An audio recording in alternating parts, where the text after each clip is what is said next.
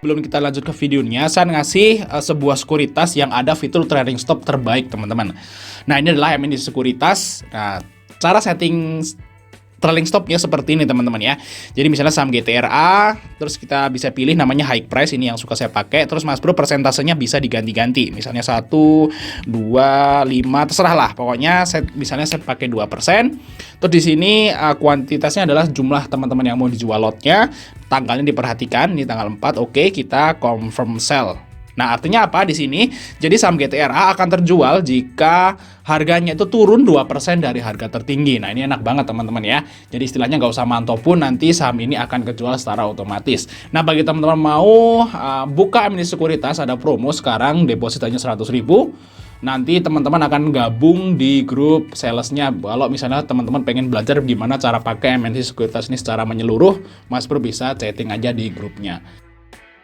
Oke Mas Bro, kita lanjut part 2 yaitu nomor 11. Tadi kan kita bahas dari nomor 1 sampai nomor 10. Sekarang kita nomor 11 sampai nomor 20 karena ada 27 saham teman-teman. Oke, yang pertama adalah Indo. Nah, Royal Indo ini teman-teman udah sering beli mungkin ya. Ini juga sering saya tayangin di YouTube saham ini. Karena enak buat scalping dan fundamentalnya lumayan bagus. Nah, kita lihat PBV-nya 0,4, pairnya 11 kali. Nah, masih di bawah 15 teman-teman. Untuk profitnya naik banyak. Ini adalah perusahaan investasi yang saya termasuk suka nih untuk trading ya, atau untuk day trade atau swing di saham Indo ini teman-teman. Kita lihat juga profitnya mulai naik, jadi istilahnya bagus lah untuk si Indo ini buat in out seperti itu. Yang kita kan kalau misalnya mau masuk atau keluar saham kan kita pastikan sahamnya itu fundamentalnya bagus biar kita tuh agak tenang lah seperti itu. Oke, terus kita lihat Indi. Ini yang nomor 2, ya nomor 12 ya.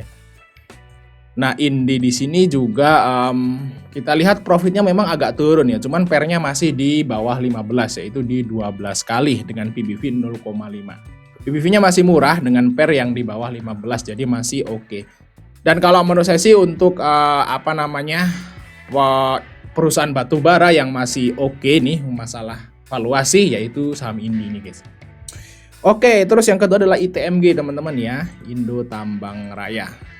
ITMG, tapi Mas Bro hati-hati, ini ITMG. Harus hati-hati teman-teman. Kita lihat di sini untuk ITMG profitnya udah mulai turun dan pairnya sekarang 11 kali.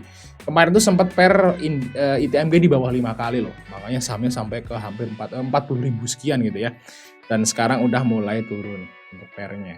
Jadi karena yang diunggulkan oleh ITMG itu hanyalah dividen teman-teman. Kalau pairnya turun itu udah otomatis dividennya turun dan menyebabkan sahamnya itu juga turun. Jadi untuk ITMG Mas Bro harus warning dulu ya. Warning aja, hati-hati. Oke, terus selanjutnya adalah Kija. Ini nomor 14 teman-teman yaitu Kija. Nah, ini adalah kawasan industri Jababeka. Ini juga mulai oke ya. Kija ini juga saya tayangin ke YouTube kalau nggak salah kapan ya, beberapa hari yang lalu.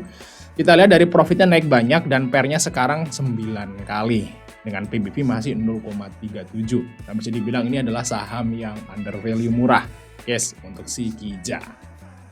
Oke, terus selanjutnya adalah saham dari KKGI, ini batubara lagi. Batubara atau apa nih? Nikel ya, batubara atau nikel sih. Nah, kita lihat di sini untuk pairnya itu 11 kali ya dengan profit yang masih naik teman-teman untuk si KKGI. Untuk PBV masih 1,1 dan saya agak kurang suka nih sama saham batubara nih untuk saat ini, guys. Tapi ini udah mulai rally naik ya untuk si KKGI. Next, terus selanjutnya adalah saham dari Kopek ya. Perusahaan traktor ya. Oke, nice.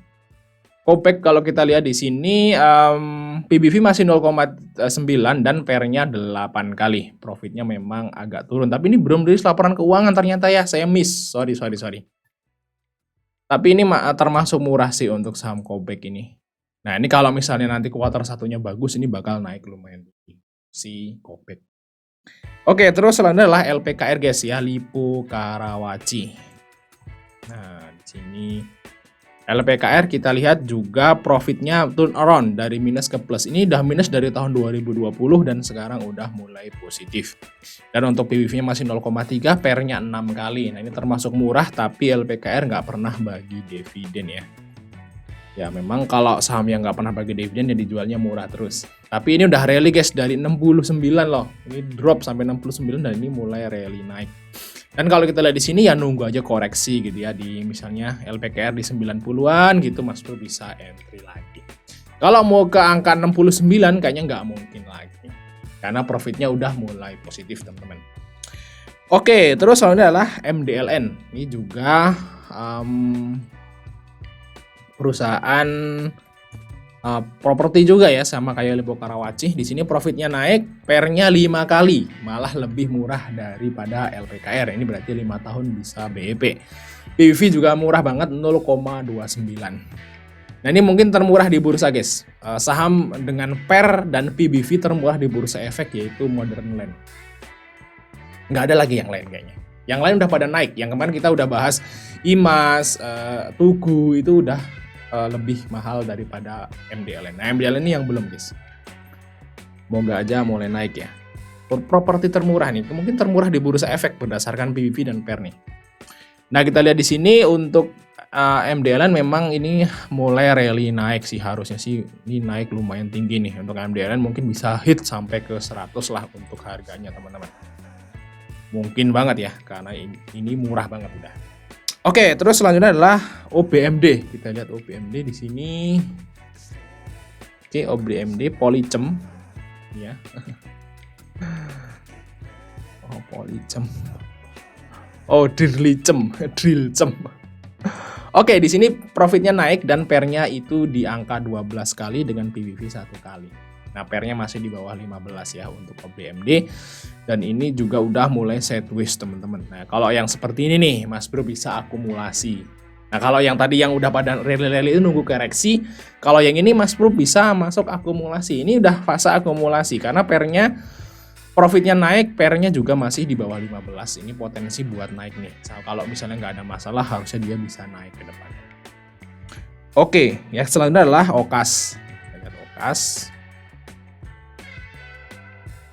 Nah, OKAS ini juga udah koreksi. Nah, kita lihat di sini ada OKAS, guys. Oke. Oh, ARP, guys. Nah, di sini OKAS profitnya memang turun ya, cuman untuk masalah pernya ini masih di 13 kali. Tapi kemarin sempat 6 kali. PBV masih oke. Ini oke lah, nunggu koreksi lagi lah. Misalnya nunggu di support gitu ya di harga-harga 76. Nah, ini OKAS bisa entry, guys. Ini kalau misalnya perusahaan gorengan ya, gorengan tapi fundamentalnya bagus, ini pasti gerakannya habis turun terus naik gitu ya. Seperti ini guys. Kalau misalnya gorengan yang bermasalah, masalah hukum lah, apalah, profitnya minus lah, ada tato dari bursa lah, dia turun terus sampai bubuk ke 50. Tapi kalau yang fundamentalnya bagus, kalau dia habis turun biasanya loncat seperti ini ya. Contohnya di OKAS nih guys. Setelah dia turun berjilid-jilid langsung arah gitu. Begitu. Ini juga akan iya kalau menurut saya guys, tinggal nunggu bottomnya aja di mana, dia akan arah sendiri untuk si OKAS ini karena fundamentalnya bagus dan nggak ada masalah sih setahu saya, nggak ada tato di sini. Oke, terus kita lanjut part 3